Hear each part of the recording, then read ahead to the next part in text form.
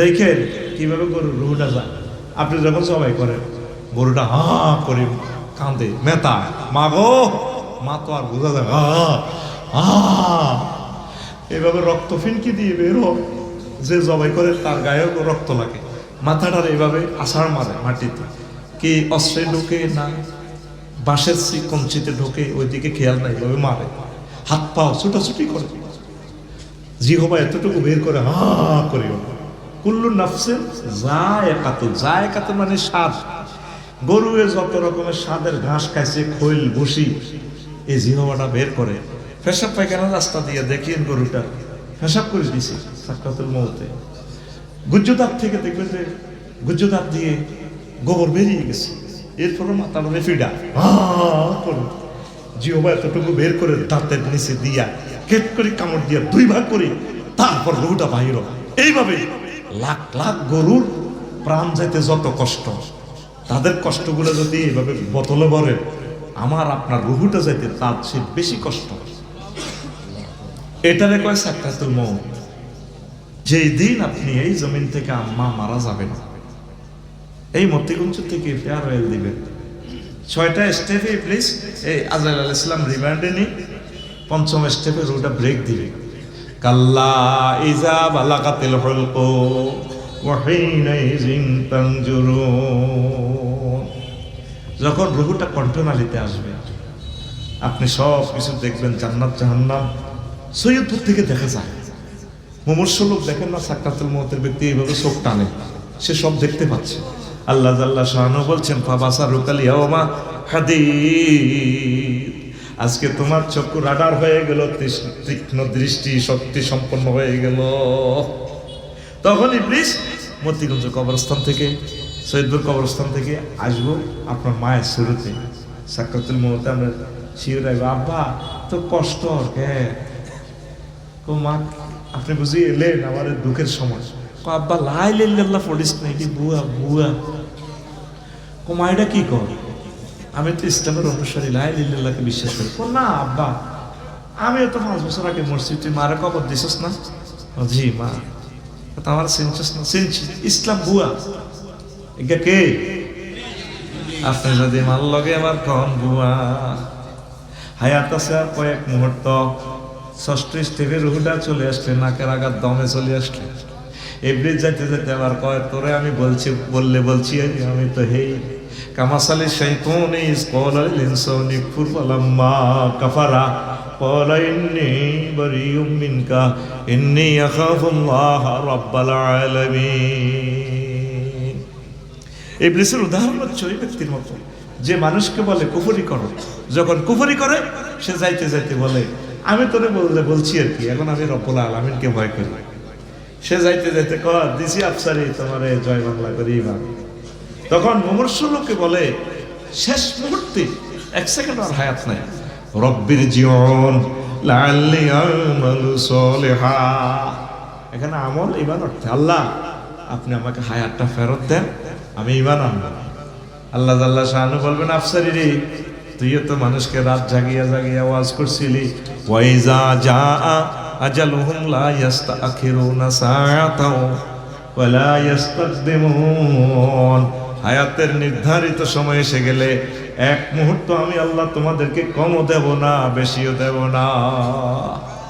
তুমি কেমন করে হায়াত চাও, আমি সময় দেব না, তুমি এই মুহূর্তে এখন মারা যাবে। তখন এই কথা বলতে না বলতে আজরাইল আলাইহিস সালাম নিষ্ঠুরের মতো টেনে পুলিশে হাত ঢুকাইয়ে দিয়ে টেনে রূহ বাহির করবে। ওয়ান্নাজিআতি গারকা, সূরা নাজিআত যখন টেনে বের করবে আপনার রূহ, আপনি কি ওই সময় স্বাভাবিক না কষ্টে আছেন? সাকরাতুল মউত চলতেছে। হুন্ডা অ্যাক্সিডেন্ট করছেন ডাক বাংলা মোড়ে, স্টার লাইন এরিয়ানে, আপনার মাথাটা ঠুস করে ফুটে গেছে মগজ, জিহবাটা লড়তেছে, 1 সেকেন্ড আছে হায়াতটা। এই সময় রুহুটা কত কষ্টে বের হচ্ছে, আর ইবলিস আপনাকে ফার্ম দিচ্ছে লা ইলাহা ইল্লাল্লাহ নাই। এই সময় আপনাকে যদি ভুলায় কেমন করিয়া ঈমান নিবেন? রাসূল সাল্লাল্লাহু আলাইহি ওয়াসাল্লামকে সাকরাতুল মউতের কষ্টটা দেওয়া হচ্ছে, নবীজি কাঁদি উঠলেন, আজরাইলের কইল তুই মানুষের সালাম দিই তাইলে এডি করস। ওই ইয়া রাসূলুল্লাহ কি হইছে? কারে থাম, তুই আমার সালাম যে রিমান্ড রবিন এডি করছ, তুই আমার কি করছ সেটা কও। ওই আর রাসূলুল্লাহ আমি কিছুই করি নাই। ওয়াজ করিস না, কি করছো সেটা কও। নবীও আমার শাহাদাত আঙ্গুলিটা দিয়ে আপনার বুকে টাচ করছি মাত্র। নবীজি চোখের পানি ছেড়ে দিয়ে কয়, আজরাইল রে, আমার মনে হয়েছে সাতটাও আসমান জমিন দিয়া তুই আমার বুকের উপরে ছাপ দিছ। আমার সোনাগাজীর মানুষটি 10 বছর প্যারালাইসিসের রুগী, এক অঙ্গ ফসিয়া যাইবে, 10 বছর শোয়া, 5-6টা অপারেশন।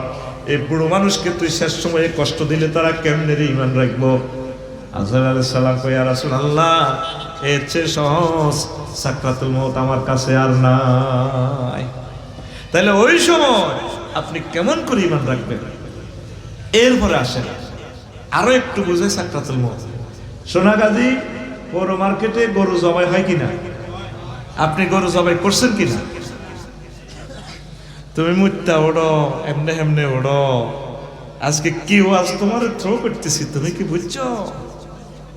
ওই সময় তুমি কেমনে লা ইলাহা ইল্লাল্লাহ সেভ করিয়া?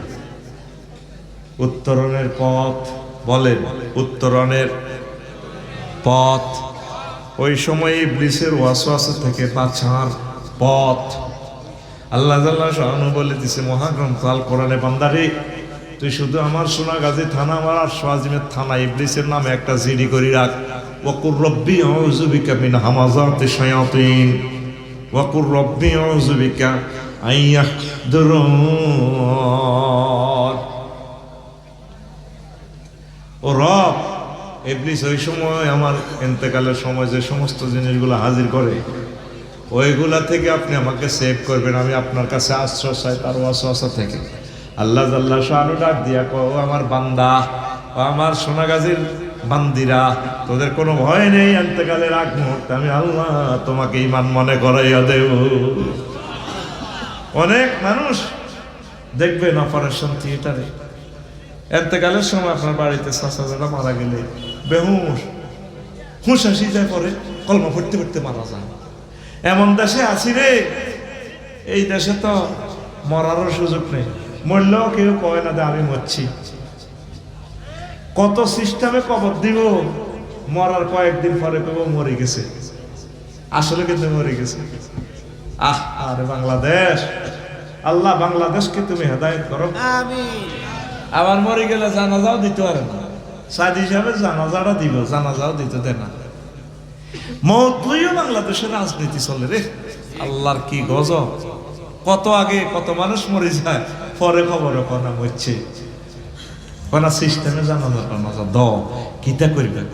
কি জবাব তোমরা রবের কাছে দিবে? নবীজি বলছে, আমার কোনো বান্দা বান্দি যদি মারা যায় মুসলমান, দ্রুত তাকে কবরস্থ করবে। যদি সে জান্নাতি হয়, জান্নাতে খানা রেডি আছে। আর জাহান্নামী হলে এটার বাংলাদেশে রায়ও না, এটার তেঁতুর মুভি রেডি আছে। আমার শ্বশুর মারা গেছে জোহরের সময়, আসরের লোক আসর পড়িয়ে জানাজা দিয়েছি। দাগনমিয়া থেকে আমার খালু শ্বশুরের রজাই কুলানো, রাগ হয় নাই তারা। আমি বলছি উনি যাতে জান্নাতি হয়, যাতে আসরের নামাজ পড়িয়ে যাতে কবরে খানাটা খাইতে পারে, ওনারা রাখার দরকার নেই। আর বাদামল জাহান্নামী হলে তুমি মার রেডি। বাংলাদেশে মরলে খবরটাও কয় না, কথা বুঝছি? কোন দিন মরছে, কতক্ষণে খবর হইব, কতক্ষণে খবর হইতে হান্দা করাইব। আল্লাহ বাংলাদেশের রাজনীতিকে আসসালামু আলাইকুম ইয়া হালাল কুবুর হিসেবে মর্যাদা দাও, আমিন। কথা বুঝছি? ওই সব কথা কইলে আমার গিরা গারা শেষি হালাইবি রে। আমি যেদিন যাব মারা, আমি যেদিন যাব মারা, চতুর্পাশে হয়ে খারা, আমায় তোরা ক্ষমা করে দিস আমার বন্ধুরা।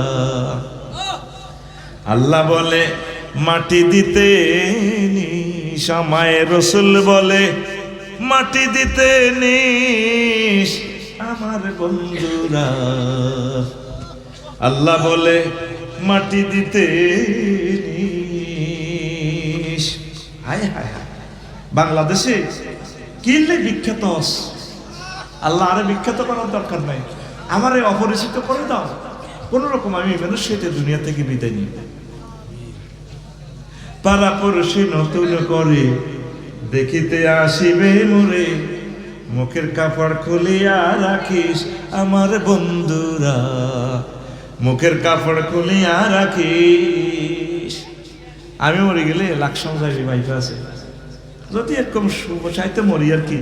আচ্ছা হিসাবে যে সিস্টেমে মারছি, এই সিস্টেমে তো কবরও নাই না, আমি সাহেবেরও যেভাবে কবরটা দিছে তাম পৃথিবীর মানুষ পশু পাখি পর্যন্ত ওনারা দোয়া করে। আহা, এই বদদোয়াটা রাজনৈতিক নেতাগুলোর উপরে পড়ে গেছে।